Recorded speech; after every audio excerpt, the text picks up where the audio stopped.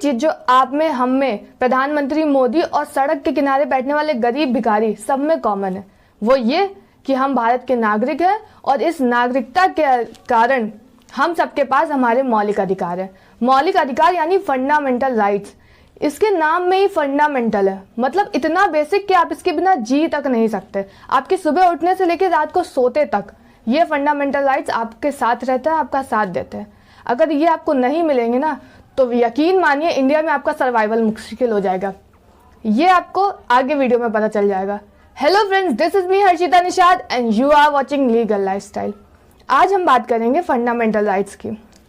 Fundamental rights होते क्या हैं, क्यों आए, किसने लाए और ज़रूरत क्या है आपको आज इस वीडियो को देखने की।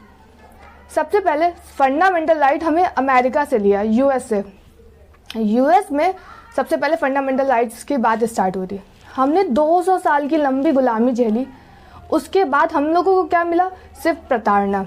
लेकिन जब हमारा देश आज़ाद हो गया तो हमारा मेन फोकस था कि हम इस आज़ाद देश के नागरिकों को कुछ ऐसा दे जिसकी वजह से वो इस देश में रहना चाहे। इस कॉन्स्टिट्यूशन की जो इतना अच्छा संविधान बना है, इसकी इज्जत आपको तभी कर पाएंगे ना जब आपको इससे कुछ रिटर्न में मिलेगा। तो वो जो रिटर्न का सबसे बड़ा गिफ्ट है हमारा, वो है हमारे फंडामेंटल राइट्स। अब हम फंडामेंटल राइट्स यानी मौलिक अधिकार की कॉन्स्टिट्यूशन में क्या पोजीशन है। कॉन्स्टिट्यूशन का आर्टिकल 13 कहता है कि अगर कोई भी ऐसी चीज़ जो आपके फंडामेंटल राइट को वायलेट करेगी, कोई भी ऐसा लॉ, कोई भी ऐसा इंसान, हम उस चीज़ को ख़त्म कर देंगे। भले वो पहले का पुराना लॉ है, आज आपके फंडामेंटल राइट्स को वायलेट कर रहा है तो हम उसे हटा देंगे। एग्जाम्पल के लिए सेक्शन 377 होमोसेक्सुअलिटी जो हम लोगों ने हटाया, वो हमारे फंडामेंटल राइट्स का वॉल्यूशन था। अब अगर कोई लॉ पार्लियामेंट आज के टाइम पे कुछ गलत बना देती है जो आपके फंडामेंटल राइट्स के अकॉर्डिंग नहीं है, तो हम उसे भी हटा सकते हैं। इतनी पावर है फंडामेंटल राइट्स में।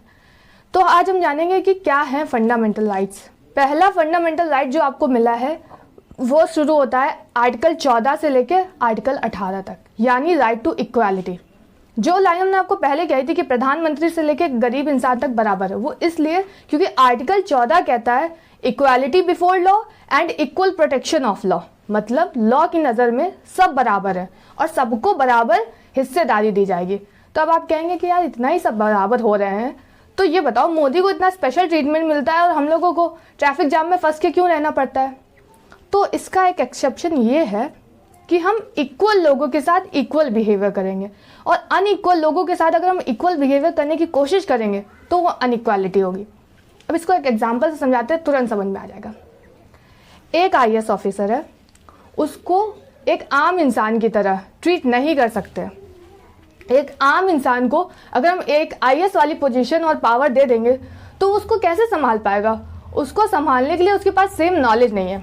कहने का मतलब एक IAS ऑफिसर एक आम आदमी को हम लोग इक्वल राइट्स नहीं दे सकते, बट एक आम आदमी को दूसरे आम आदमी के बराबर इक्वल राइट्स दिए जाएंगे। एक IAS ऑफिसर को दूसरे IAS ऑफिसर के बराबर के राइट्स दिए जाएंगे। तो आई होप आप समझ सकते हैं कि सेम लोगों के साथ इक्वालिटी करेंगे हम लोग। फिर आता है आर्टिकल 15 जो कहता है कि आप भेदभाव नहीं करेंगे। अगर आपने एक मूवी आई थी आर्टिकल 15, अगर वो देखी है तो आपको और ज़्यादा क्लियर हो जाएगा, लेकिन हम आपको समझाते हैं। किस कहता है कि 5 बेसिस ऐसे हैं जिस पे आप किसी के साथ भेदभाव नहीं कर सकते।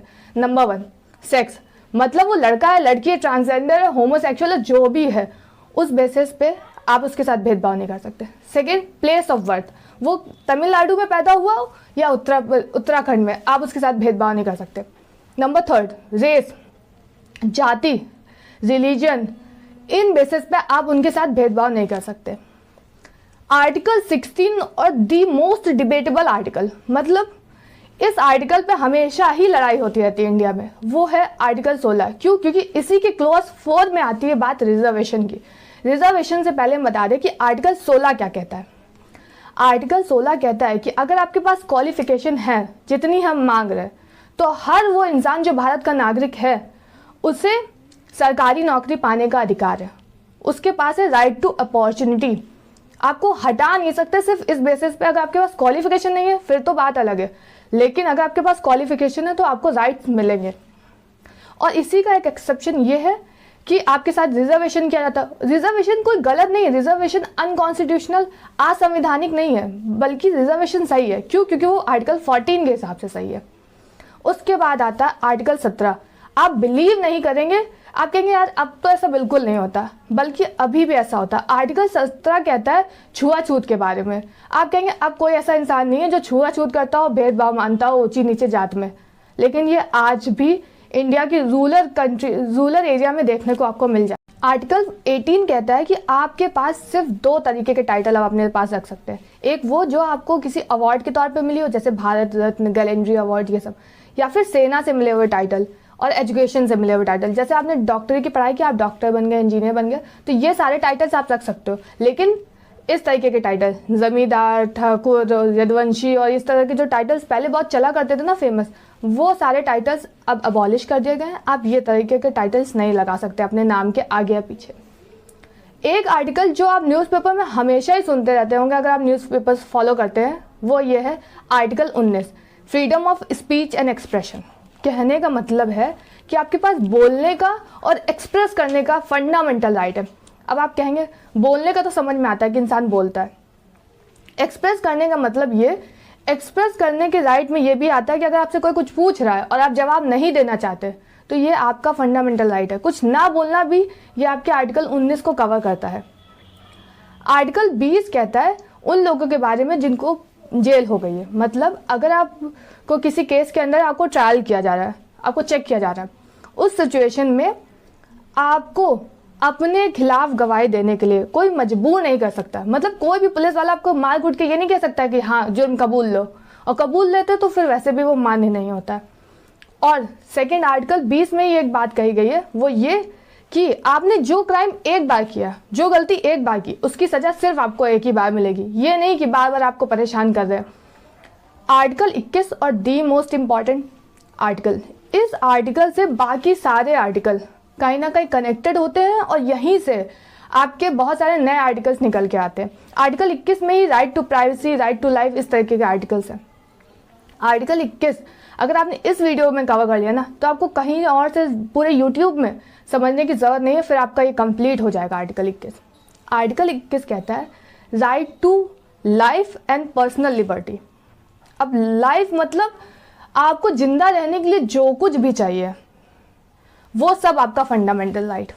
इंटरनेट, पानी, हवा, खाना पीना, जो कुछ भी चाहिए ये सब आपका फंडामेंटल राइट है, और इनमें कोई आपको डिस्टर्ब करे तो वो आपका आर्टिकल 21 वायलेट कर रहा है। पर्सनल लिबर्टी का मतलब आपको सिर्फ यही तो नहीं चाहिए ना कि आप जिंदा रहो और जानवरों की तरह जीते रहो। आपको जीने के लिए एक डिग्निटी भी तो चाहिए ना, एक गरिमामय जीवन जीने के लिए आपको एक अच्छी चीज़ें भी तो चाहिए ना। तो इसमें आपका राइट टू प्राइवेसी ये सब कवर हो जाता है। आर्टिकल 21 होल सोल है। अगर आप पूछें कि फंडामेंटल राइट्स में जो मोस्ट इम्पॉर्टेंट कोर है वो है आर्टिकल 21। आर्टिकल 21 से ही एक नया आर्टिकल निकल के आता है, वो है आर्टिकल 21A, जो एक अमेंडमेंट संशोधन के द्वारा जोड़ा गया। उसमें उन्होंने कहा कि right to education is your fundamental right, और अब 6 से 14 साल के बच्चों के लिए फंडामेंटल राइट है कि उनको एजुकेशन मिलेगी ही मिलेगी। आर्टिकल 23 और 24 ये है राइट अगेंस्ट एक्सप्लॉयटेशन। ये 2 आर्टिकल मिलके ही कई सारे लॉज, कई सारे एक्ट को जन्म देते हैं, जैसे सती प्रथा और डोमेस्टिक वायलेंस और चाइल्ड से रिलेटेड जितने भी एक्ट होते हैं, पास्को एक्ट, ये सब कहीं ना कहीं इस फंडामेंटल राइट से निकले। तो आर्टिकल 23 कहता है कि इलीगल ह्यूमन ट्रैफिकिंग बिल्कुल भी बर्दाश्त नहीं की जाएगी। कहने का मतलब ये है कि जो लोग लड़कियों को उठा लेते हैं उनसे गलत सलत काम करवाने के लिए, या फिर बच्चों को पकड़ लेते हैं, किडनैप कर लेते हैं, फिर उनसे भीख मंगवाते हैं, और किसी भी तरीके का ह्यूमन का यूज़ करते हैं अननेचुरल तरीके का काम करवाने के लिए, जो इनके आर्टिकल 21 का वायलेशन है। मतलब उनको ना सुकून से जीने दे रहे हैं और ना ही गरिमामय जीवन जीने दे रहे हैं। उन सबसे बचाने के लिए आर्टिकल 23 आपका साथ देता है, जो राइट अगेंस्ट एक्सप्लॉयटेशन है, आप ह्यूमन ट्रैफिकिंग के अगेंस्ट है। आर्टिकल 24 स्पेसिफिकली मना करता है, जिसको हम लोग चाइल्ड लेबर के नाम से भी जानते हैं। ये कहता है कि 14 साल तक से नीचे जो भी बच्चे हैं उनको फैक्ट्रीज में काम करना बिल्कुल अलाउड नहीं है। अब बिल्कुल अलाउड नहीं है, इसका कहने का मतलब ये नहीं कि वो कर ही नहीं सकते। आप सोच के देखिए, जो बच्चा जिसके पेरेंट्स नहीं, बिल्कुल अनाथ है, उसे पैसे की ज़रूरत है। अगर वो कहीं काम नहीं करेगा तो कैसे अपनी ज़िंदगी काटेगा? वो काम कर सकता है, फैक्ट्रीज में भी काम कर सकता है, बशर्ते वो फैक्ट्रीज ऐसी नहीं होनी चाहिए जो उसकी लाइफ के लिए डेंजरस हो। आज हम दिल्ली, मुंबई, कोलकाता, कानपुर जैसे बड़े महानगरों में रहते हैं तो हमें लगता है कि नहीं भैया, ऐसा नहीं हो सकता कि आज के ज़माने में भी कोई बंधुआ मजदूरी करता हो। आधे ज़्यादा लोगों को तो इसका शब्द का मतलब ही नहीं पता होगा। बंधुआ मजदूरी ये होता है कि जब हम किसी बच्चे को, किसी इंसान को, पूरे इंसान की वैल्यू लगा के लाख, 2 लाख, 1,500 में, इतने सस्ते में पूरा पूरा इंसान बेच देते हैं, और जिस इंसान को बेचते हैं वो जिंदगी भर काम करता है किसी और के लिए फ्री में, और मजदूरी करता है प्लस गुलामी करता है। उसको कोई सैलरी नहीं मिलता, उसको कोई छुट्टी नहीं मिलती जैसे हम लोग को मिलती। वो जिंदगी भर के लिए बस काम करता रहता है। ऐसे फोर्स्ड लेबर आज भी इंडिया में होते हैं, बस पेपर वर्क में नहीं होते और हमारे आसपास होते हैं, हमें पता तक नहीं चल पाता है। इन सब बंधुआ मजदूरी, चाइल्ड लेबर के खिलाफ कई सारे एक्ट बनाए गए हैं। इन सारे एक्ट का ओरिजिन जो है वो है आर्टिकल 24। ये वीडियो में 3 फंडामेंटल राइट्स हम लोगों ने कवर कर लिए हैं और कॉन्स्टिट्यूशन में 6 टोटली फंडामेंटल राइट्स है। 3 फंडामेंटल राइट्स हम लोग नेक्स्ट वीडियो में कवर करेंगे। ये वीडियो कैसी लगी लाइक करके ज़रूर बताइएगा, और इस वीडियो से रिलेटेड और फंडामेंटल राइट्स से रिलेटेड आपको कोई भी डाउट हो तो आप नीचे कमेंट बॉक्स पे पूछ सकते हैं। इस चैनल, अपने फेवरेट लीगल लाइफस्टाइल चैनल को तुरंत से तुरंत सब्सक्राइब कर लीजिए, क्योंकि इसमें आपको लीगल अवेयरनेस से रिलेटेड वीडियोस मिलते रहते हैं जो आपको पावरफुल बनाते हैं। ये वीडियो ज़्यादा से ज़्यादा लोगों तक शेयर करें, अपने सभी फ्रेंड्स, फैमिली के साथ शेयर करें, ताकि उन्हें भी अपने अधिकारों का ज्ञान हो सके।